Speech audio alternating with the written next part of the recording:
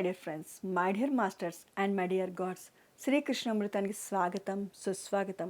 ఇప్పుడు మనము 44వ ఎపిసోడ్కి అడుగు పెడుతున్నాం. మరి ఇటువంటి గొప్ప ధ్యాన జ్ఞాన మార్గాన్ని చూపించినటువంటి బ్రహ్మర్షి పితామహ పత్రిజీ గారికి, పత్రి మేడం గారికి, సదానంద గారికి, భగవద్గీతకు, శ్రీకృష్ణ పరమాత్మనికి కృతజ్ఞతలు చెప్పుకుంటూ ఈ సెషన్ని స్టార్ట్ చేసుకుందాం. అద్భుతమైన శ్లోకంతో మీ ముందుకు వచ్చాం. భగవద్గీత 3వ అధ్యాయము 24వ శ్లోకము. ఉత్సిదేయూరిమే లోకాః న కుర్యాం కర్మ చేదహం సంకరస్య చ కర్తాస్యాం ఉపహన్యామి మా ప్రజాః. బీజాక్షరాలతో కూడుకున్నటువంటి శ్లోకాలు శ్రద్ధగా పలకండి. ఉత్సిదేయూరిమే లోకాః న కుర్యాం కర్మ చేదహం సంకరస్య చ కర్తాస్యాం ఉపహన్యామి మా ప్రజాః. తాత్పర్యమేమనగా, నేను గనుక కర్మలు చేయడం మానివేస్తే లోక వ్యవహారాలను శిథిలమవుతాయి. మరి ఈ లోకానికి సృష్టికర్త అయినటువంటి పరమాత్ముడు కర్మలు చేయడం ఆగిపోతే ఈ సృష్టిని నడపడము, మరి G O D God, G O D generator, organiser, destroyer అని చెప్తారు కదా.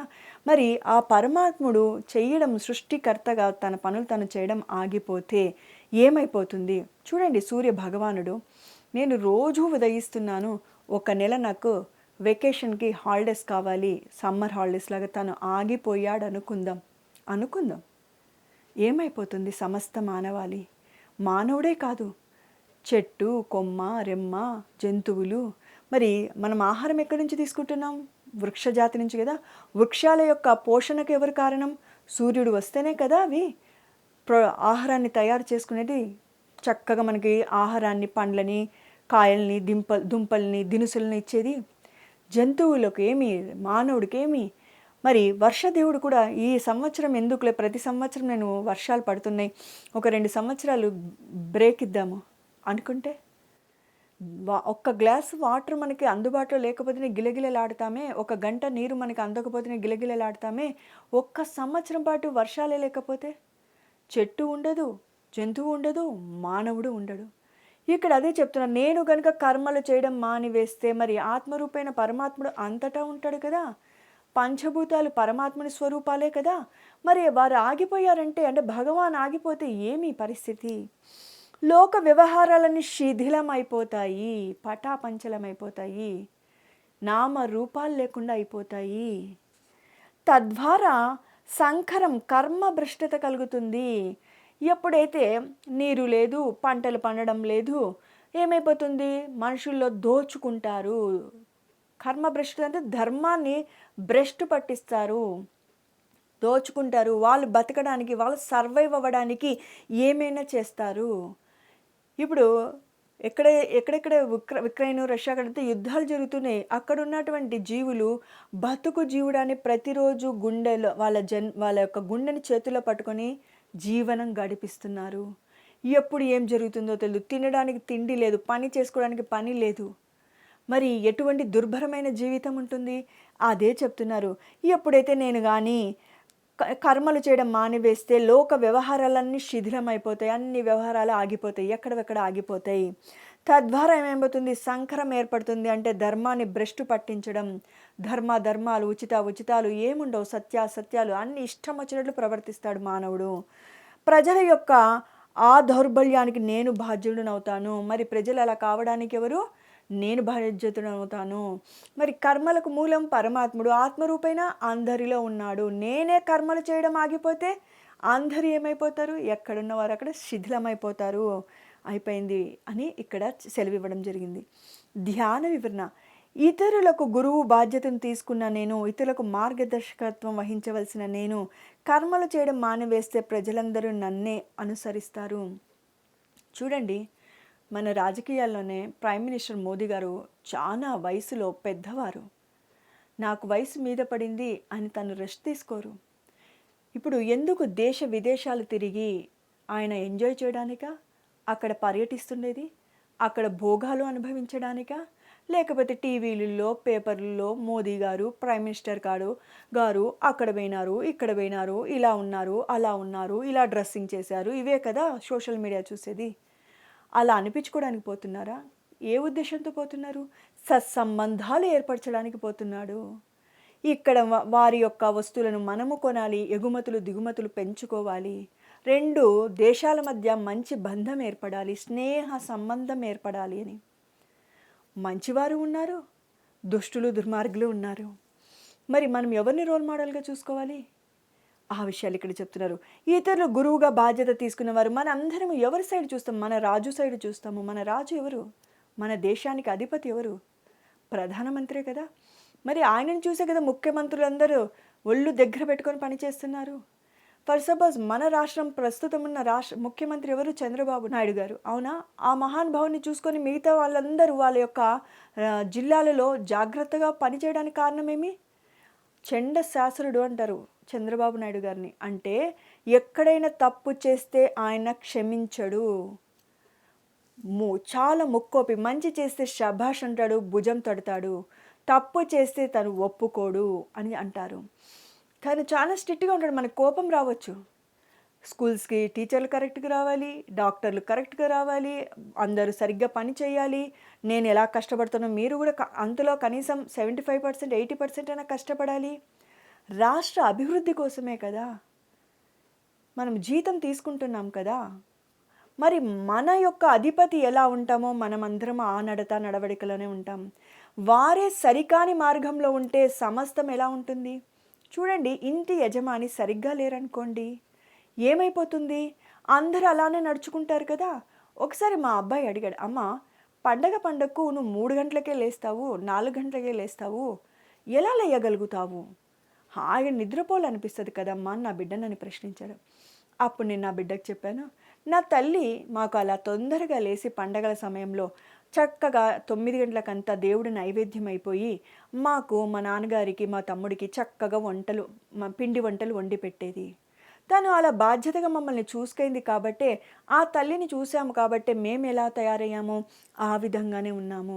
నేను సరిగ్గా ఉన్నాను, చక్కగా లేయగలుగుతావమ్మా, మంచిగా మాకు వండి పెట్టగలుగుతావు అని నా బిడ్డ నన్ను ప్రశంసిస్తున్నాడంటే నా ఎనికిలు ఎవరున్నారు? నా తల్లి, నా తండ్రి, వాళ్ళ వెలికిలా వాళ్ళ తల్లిదండ్రులు. దీన్ని బట్టి అర్థమైందా? మరి మనము ఎలా ఉంటే మన పిల్లలు కావచ్చు, ప్రజలు కావచ్చు, గురువును చూసి శిష్యులు కావచ్చు, దైవాన్ని చూసి సమస్త మానవాళి కావచ్చు. మరి మనం ఎలా ఉండాలా, ఎలా ఉండకూడదు? ఇంట్లో పరివారం బాగుండాలి అంటే అర్థమేమి? ముందు ఇంటి యజమాని సరిగ్గా ఉండాలి. ఒక వార్తాపత్రికలో నేను ఒక వార్త చదివాను, మనసు చెలించింది. ఒక అమ్మకు 3 బిడ్డలంట, 2 కుమారులు, 1 కుమార్తె. లేక మొదటి సంతానము ఎన్ని సంవత్సరాలకు? 7 సంవత్సరాలకు ఆ తల్లి గర్భం దాల్చింది. ఎంత మమకారం ఉంటుంది ఆ తల్లికి ఆ బిడ్డ మీద? చాలా మమకారం ఉంటుంది. మరో 2వ సంతానానికి 7 సంవత్సరాలు గ్యాప్ వచ్చింది. అంటే లేక పుట్టినందుకు గారాభము, మరి త్వరితగతిలోనే ఇంకొక బిడ్డ కలిగింటే ఆ ప్రేమ కొంచెం ట్రాన్స్ఫర్ అయ్యేది. మొదటి బిడ్డ మీదకు సగము, 2వ బిడ్డ మీద సగము. అలా 7 సంవత్సరాలకు మరో బిడ్డ కలగడంతో ఈ బిడ్డ మీద అపురూపం. ఈ బిడ్డ పెద్ద బిడ్డ అంటే 2వ బిడ్డ కలిగాడు. బిడ్డలంటే తల్లికైనా అపురూపమే, వెరీ గుడ్. 3వ బిడ్డ 5 సంవత్సరాలకు అమ్మాయి పుట్టింది, మరీ అపురూపం. 2 అబ్బాయిల తర్వాత అమ్మాయి పుడితే. మరి 2వ అబ్బాయి చదువుల కోసమో గురుకులానికి పంపించారు. గురుకులాలు ఉంటాయి కదా, గవర్నమెంట్ స్కూల్స్.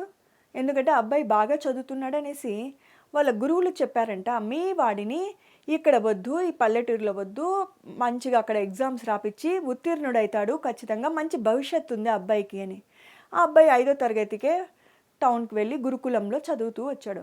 అక్కడ ఫెసిలిటీస్ ఉండేటివి కాదంట, బాత్రూమ్లు ఉండేటివి కాదు, ఉండడానికి సరి గదులు ఉండేటివి కాదు, పురుగుల అన్నం ఉండేది. కానీ చదువు కోసం మాత్రమే అబ్బాయి అక్కడ కష్టపడ్డాడు, చదివాడు, గొప్ప స్థితికి చేరుకున్నాడు. ఇక్కడ ఏదైతే అల్లారు ముద్దుగా తల్లి పంచన పెరుగుతూ ఉన్నాడో, చదువుకొనైనా ఒక మంచి డిగ్రీ ఉంటే నా యొక్క పలుకుబడితో నీకు ఏదైనా ఒక డిపార్ట్మెంట్లో అప్పుడు ఈజీగా వచ్చేటి ఉద్యోగాలు, డిగ్రీ ఉంటే చాలు. ఒక 40 years బ్యాక్. ఎందుకంటే ఇప్పుడు వాళ్ళ దగ్గర 50s 60sలో ఉన్నారు కాబట్టి ఎస్ కరెక్ట్ వాళ్ళు 60స్‌లో ఉన్నారు. అంటే 45 ఇయర్స్ బ్యాక్ మంచి డిగ్రీ ఉంటే మాత్రము వేరే వేరే డిపార్ట్మెంట్స్, అదర్ డిపార్ట్మెంట్స్‌లో ఉద్యోగాలు సంపాదించేవారు.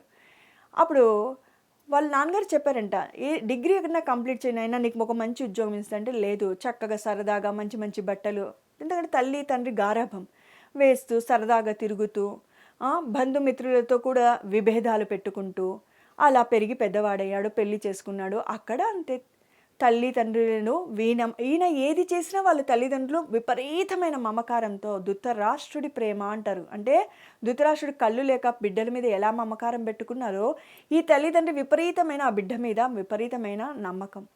పోనీ ఆడబిడ్డనైనా మంచిగా పెంచుకున్నారా అంటే విపరీతమైన ప్రేమ ఉండడంలో తప్పు లేదు.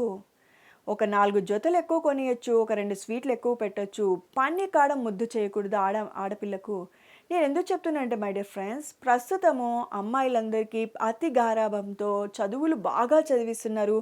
పని కాడ గారాబం చేయడంతో వారు అత్తగారింటి వెళ్ళినాక అంటే అందరి గురించి చెప్పడం లేదు. అలా అందరూ లేరు. అలా అందరు తల్లిదండ్రులు లేరు. అలా అందరూ బిడ్డలు లేరు. ఏ కొద్ది మంది ఉన్నారో ఆ కొద్ది మందికి సమయం, సందర్భం వచ్చింది కాబట్టి వ్యక్తపరుస్తున్నాను. మరి వాళ్ళు అలా పెంచడంతో ఆ అమ్మాయికి పని పాట లేకుండా అంటే అత్తగారింట్లో కూడా చాలా కష్టపడాల్సి వచ్చింది. దానికి కారణం తల్లిదండ్రులు చేసిన అతి గారాబం. మనం ఎలా ఉంటామో మన బిడ్డలు అలానే ఉంటారు.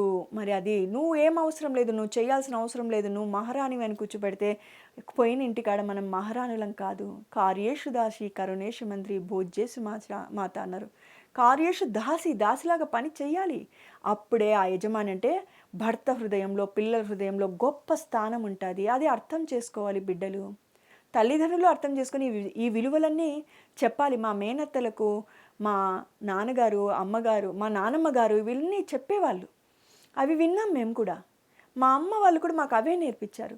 ఇప్పుడు పిల్లలకి అలాంటివి చెప్తే చదువులో నేను ఉద్యోగం చేస్తున్నాను కదా, గొప్ప స్థితిలో ఉన్నాను కదా అంటున్నారు. కానీ విలువలు నేర్పియాలి, మంచి చెడులు నేర్పియాలి. ఇవి నేర్పించకపోతే పతనమైపోయేది ఎవరు?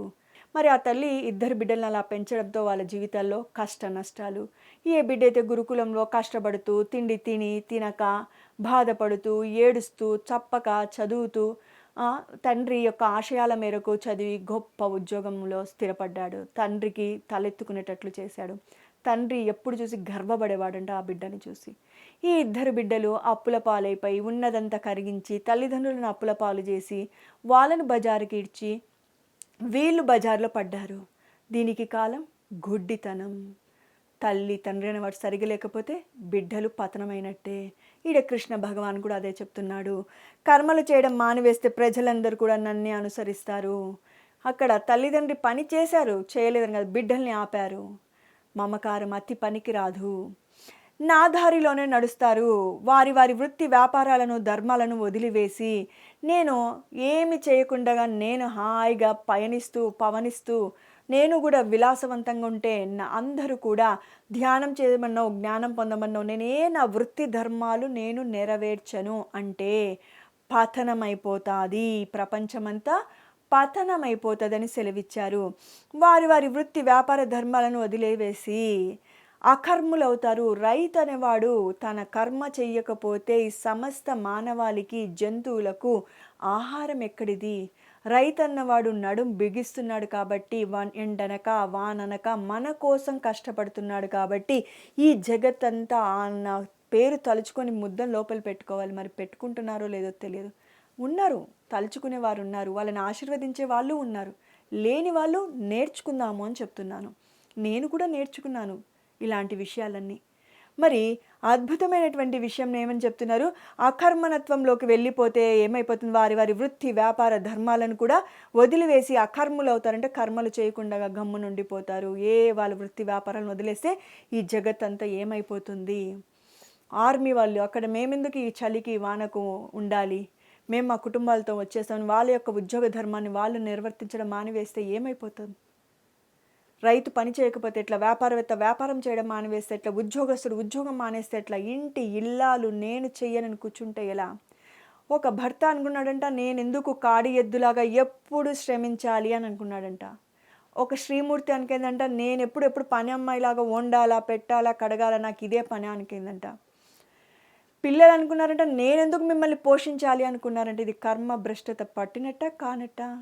అందుకని ఎవరి బాధ్యతను వారు సక్రమంగా నెరవేర్చుస్తుంటే వారు ఇంకొకరిని చూసి వాళ్ళు కూడా ఒళ్ళు దగ్గర పెట్టుకొని ఎవరి బాధ్యతలు వాళ్ళను క్రమం తప్పకుండా వ్యవహరిస్తాము.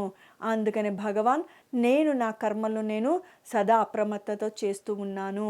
నన్ను చూసి సమస్త జీవకోటి సరిగ్గా నడుచుకుంటుంది అని ఇక్కడ సెలవివ్వడం జరిగింది. మనము ఏ ఏ పొరపాట్లు చేస్తామో మన బిడ్డలు అవే చేస్తారు. తస్మాత్ జాగ్రత్త. కృష్ణ భగవాన్ అదే ఉదాహరణ చెప్తున్నాడు. పేకాట ఆడుతూ నాయన పేకాట ఆడకూడదురా నాశనం అవుతావు అని రోజు పేకాట ఆడే తండ్రిని చూసి మరి నువ్వు చెప్పిన మాటని తీసుకుంటాడా, నువ్వు చేస్తున్న పని మీద ఉంటుంది. ఎప్పుడైనా గుర్తుపెట్టుకోండి, విన్న మాట బుర్రకెక్కదు, చేస్తున్నది బ్రెయిన్లో ఇమేజ్ ముద్రించుకపోతుంది. అదే దోవలో వెళ్తారు. తాగొద్దు నాయన, నేను తాగి నా శరీరాన్ని శిథిలం చేసుకున్నాను, అనారోగ్య పాలైపోయినాను, నువ్వు ఆల్కహాల్ తాగొద్దు, మందు తాగొద్దు, వ్యసనాల పాలు కావద్దు అని తండ్రియో బాబాయో చుట్టుపక్కల స్నేహితులు సలహాలు ఇస్తారు. కానీ వాడు మానాలి, వాడు మానినప్పుడు ఈ సలహా పక్కవారికి చెప్పాలి. మనమే కర్మభ్రష్టులమయ్యి పక్కవారికి సత్కర్మలు చేయమంటే అది చేయడం అసంభవము.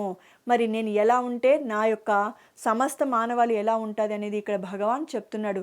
తల్లి వ్యసనపరురాలయ్యి ఎప్పుడు షాపింగ్లు చేస్తూ వ్యర్థమైన ఖర్చులు పెడుతూ బిడ్డల్ని మాత్రం పొదుపుగా ఉండమంటే బిడ్డలు ఎక్కడ పాటిస్తారు? నువ్వు సరదాగా తిరిగితే తప్పు లేదు, మేము సరదాగా ఉంటే తప్పేమి అని సరికాని మార్గంని ఎంచుకుంటారు. అందుకని ఇక్కడ చక్కగా చెప్తున్నారు, ధర్మభ్రష్టులు కర్మభ్రష్టులు అవుతారు, వ్యర్థ జీవనం గడుపుతారు. తద్వారా ఏర్పడే అరాచకానికి అప్పుడు నేనే కదా బాధ్యుణ్ణి. మరి ఎప్పుడైతే వారి వృత్తి వ్యాపారాలను వదిలేసి అకర్ములవుతారో, ధర్మభ్రష్టులు ధర్మాన్ని పాటించరో, కర్మలను వదిలేస్తారో అంటే వారు చేయాల్సినటువంటి పనులు వదిలేస్తారో, వ్యర్థ జీవనం గడుపుతారు, పనికిరాని యొక్క జీవితాన్ని గడుపుతూ ఉంటారు. తద్వారా ఏర్పడే అరాచకానికి అంతే కదా, డబ్బు లేదు, ఇతరులను దోచుకోవడం, మోసం చేయడం, చంపేయడము చేస్తారు. అప్పుడు ఏమైపోతుంది? నేనే కదా దానికి బాధ్యుడిని అవుతాను అని శ్రీకృష్ణ పరమాత్మ అద్భుతంగా రానిచ్చాడు. చూడండి, జంతు సామ్రాజ్యంలో, వృక్ష సామ్రాజ్యంలో 2-3 ఉదాహరణ తీసుకుందాము. చీమ ఉంటుంది కదా, చీమ ఒకదాని వెనుకలో ఒకటి వెళ్తూ ఉంటుంది. మీరు చిన్నగా ఉన్నప్పటి నుంచి చూసింటారు. ఏ చీమనన్నా తీసుకోండి, గండు చీమ, నల్ల చీమ, ఎర్ర చీమ, ఎనీ చీమ అంటే లైన్గా పోతే డిసిప్లిన్ అనేది నేర్పిస్తుంది. ముందు చీమ వెనక చీమకు ఎలా ఉండాలనో నేర్పిస్తుంది. శ్రీకృష్ణ పరమాత్మ అదే చెప్తున్నాడు, నేను ఎలా ఉంటానో సమస్త మానవాళి అలానే ఉంటుంది. నేను కర్మభ్రష్టునైతే సమస్త మానవాళి కర్మభ్రష్టుతో ఏర్పడుతుంది.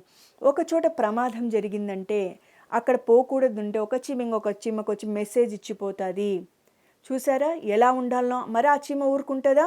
విన్న చీమ ఇంకొక చీమకు వెళ్ళి మెసేజ్ ఇచ్చిపోతుంది. అవునా? చూడండి, వర్షాకాలంలో అవి బయటికి రావు, ఎండాకాలంలో మాత్రమే బయటికి వచ్చి ఆహారాన్ని సముపార్జించి భవిష్యత్తు కోసము అట్టి పెట్టుకుంటాయి. అప్పుడు బయటికి వెళ్ళి ఆహారాన్ని సముపార్జించలేము. కాబట్టి నేను 7th క్లాసులోనో 10th క్లాసులో నాకు గుర్తులేదు, కానీ చీమ అనే పాఠం ఉండేది. ఇవన్నీ ఉన్నాయి అందులో నీతి వాక్యాలు. సరదాగా ఉండేది అప్పుడు చీమల గురించి చెప్తూ ఉంటే. మనం ఎలా జీవించాలనో చీమలు మనకి నేర్పిస్తున్నాయి. డిసిప్లిన్లో ఉండు, ఓ ప్రమాదం వస్తే నీ సాటి వ్యక్తికి ఆ సమాచారాన్ని అందించు, భవిష్యత్తు కోసము నీకు శక్తి ఉన్నప్పుడే ఆహారాన్ని సముపార్జించుకో, అంటే దీపం ఉండగానే ఇల్లు చక్క పెట్టుకో అని చెప్తున్నాయి. చూడండి, శక్తికి మించి బరువు మోస్తాయి. అవి ఇంతే ఉంటాయి, దాని ఆహారం బరువు. చీమ బరువు వేస్తే ఫర్ సపోజ్ ఎగ్జాంపుల్గా చెప్తున్నాను, 1 గ్రాము ఉందనుకోండి, చీమ 2 గ్రాముల ఆహారాన్ని పట్టుకొని వెళ్తుందంట, డబల్. మనము కూడా మనమంటాం పిల్లల్ని, వాడి శక్తి ఎంత అండి, అంత వాడికి కష్టం పెడతారు అని. కాదు, శక్తికి మించిన పని చేసినప్పుడే భవిష్యత్తులో బాగుంటారు అని ఇక్కడ చీమ మనకి నేర్పిస్తుంది. చూడండి, రెండవది కుక్కను చూస్తాం కదా, కుక్క ఏం చేస్తుంది? విశ్వాసంగా ఉంటుంది, యజమానికి విశ్వాసంగా ఉంటుంది. ఇక్కడ నేను కడతలకు వచ్చేప్పుడు ఒకసారి చెప్పారు, మేడం ఆ కుక్క కొద్ది బిస్కెట్స్ వేయండి, అప్పుడు తనకు తెలుస్తుంది మనవారే అని అనేసి. అది ఎంత పరుగున వచ్చిందంటే ఒక సింహంలాగా పరుగు ఎత్తుకుంటూ వచ్చింది. భయం వేసింది నిజం చెప్పండి.